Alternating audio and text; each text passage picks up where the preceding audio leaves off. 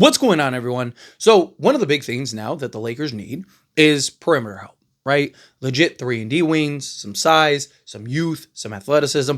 And you see the Lakers really making that pivot. Lakers are trying to get younger out on the perimeter, trying to get some hustle players, get some youth and athleticism injected on this roster, which is something I've been screaming for years, right?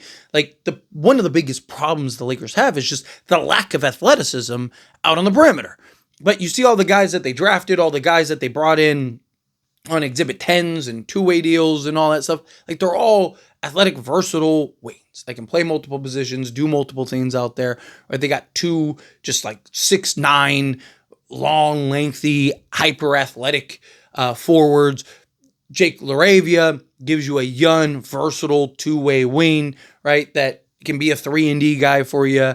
Right, but plenty of upside and potential. Was coming off of an excellent run before he ended up fracturing his finger, and then that kind of kicked him out. But now you got a guy in him.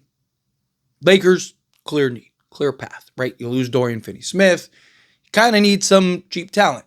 Another thing I'd like to see is kind of get some guys that have the potential upside.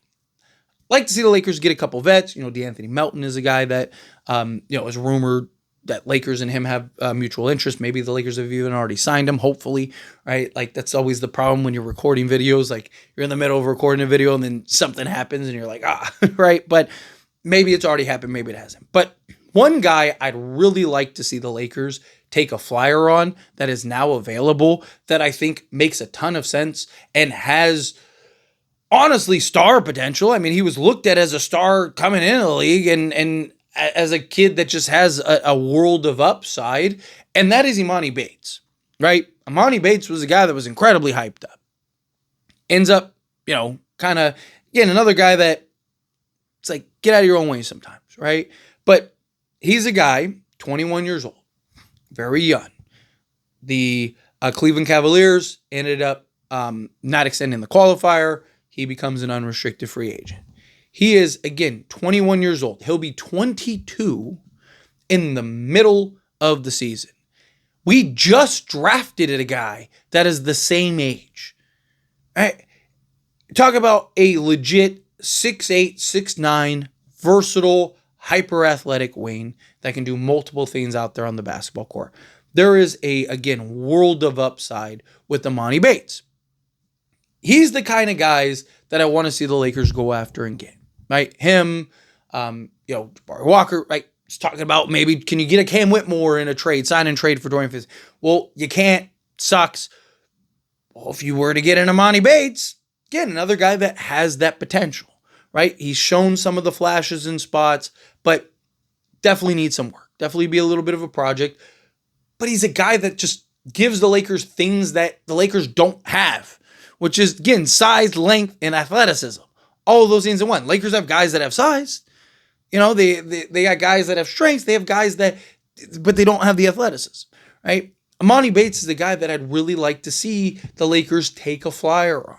I'm not saying you sign him to a 5-year, you sign him to a prove-it deal. Works out, right? It's not going to work out to the point where he's now a $20 million guy, but I'm saying, sign him to a vet minimum contract.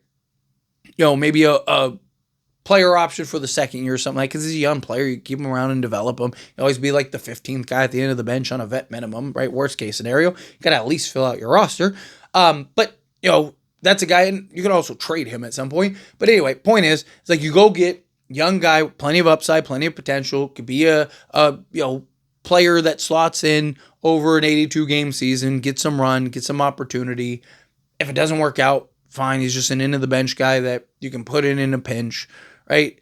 And then if it does work, and it is great, then you sign him to a long-term deal. Can you get him on a Max Christie deal where, let's say it does work, and he is starting to come into his own, and he is starting to blossom and starting to show those signs. You're like, okay, well, let's give you a 4-year, $32 million deal, right? And now you got him locked up long-term, but you've had him for 5 years, and now he's 26, starting to really come into his own, right? Or, going into that contract, he's 23, 24, and he's really starting to come into his own.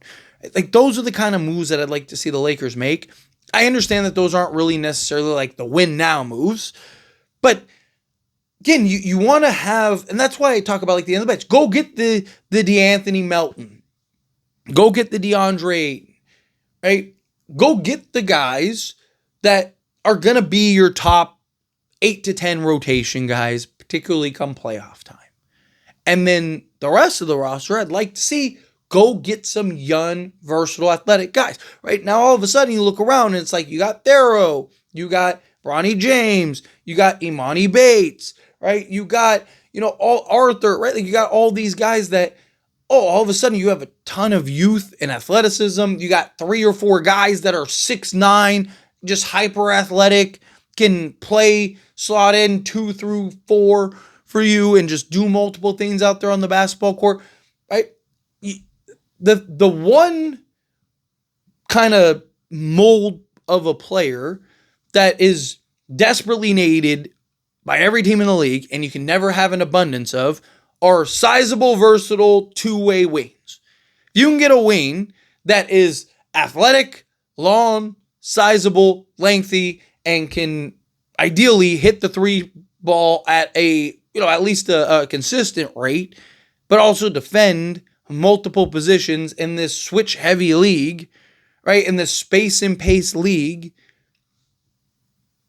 Well, the Lakers could potentially have 5 of them, right? Like, again, you look at teams like Houston and stuff like that, start coming along. But you also know what you have that Houston doesn't have? A Luka Doncic, a LeBron James, and an Austin Reeves who can generate all the offense.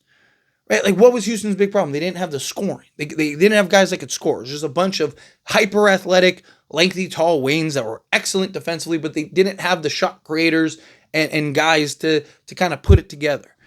You know what the Lakers got? They have the shot creators and the guys that can put it together. They just need to get the guys, right? They need to get the athleticism. They need to get the youthful, long, athletic wings. And Emoni Bates is one of those guys that I think the Lakers could potentially look at and get and put them in that position. I'd love to get Emoni Bates. But, okay, what is Emoni Bates? What can he provide and bring to a team? Problem is, he's not a guy that has gotten, like, heavy opportunities. Right? He's not a guy, like, he's played 2 years. The most minutes he's averaged in a season was 8.9. So basically 9 minutes per game, and that was his rookie year. But 15 games played in his rookie season, 10 games played in his second season, right? We'll go over the second year numbers. Again, it's tough, but that was his best year. All right, so 7.5 minutes per game. 3.8 field goal attempts, 34.2% from the field. He shot 36.7% from three-point range on 3 attempts. It's good. It's really good, right? Just under 37% on 3 attempts. Two-way wing, right? Okay, 2-point range. He did shoot 25% from the field, so that's what really hurt him. However, 0.8 attempts, right? So not even a full attempt. Even in his rookie season, he only took 1 attempt. So he's basically legitimately like a 3-and-D wing. You know what team he wouldn't need to self-create and do all this other 2-point stuff and do all this other fancy stuff? The Lakers, who have Luka Doncic, LeBron James, and Austin Reeves, right? Like, if any team makes sense for him, it would be the Lakers because he wouldn't have to be looked at to be this dominant scorer. Just be that lob threat, that slasher, that cutter, and catch a shoot 3 guy, in which he shot last year again at just under 37%. Perfect. It's the kind of guy the Lakers need. Right? EFG of 48.7%. Free throw shooting, he didn't average any free throws last year, but we'll round up because they're close enough. 0.7 rebounds, so full rebound, 0.8 assists. Quarter steal, quarter block, 3.7 points. But again, you're doing all this in 7.5 minutes of action. Kind of hard to do that. Essentially, you're playing garbage time every night, right? But you also got to keep in mind, okay, well, if he's so great or has the potential or whatever, why didn't he play? Because he's on the Cleveland Cavaliers that was the best team in basketball, right? Like, there's not much room for a guy like him who's coming in that's 21 years old when they're trying to set records and, win an NBA championship, right? But a team like the Lakers who, they have older guys and like LeBron James, stuff like that, and Luka Doncic, you can clock in to miss a couple games and stuff. You could, like, the Lakers are one of those teams that can get away with that, right? Does that make sense?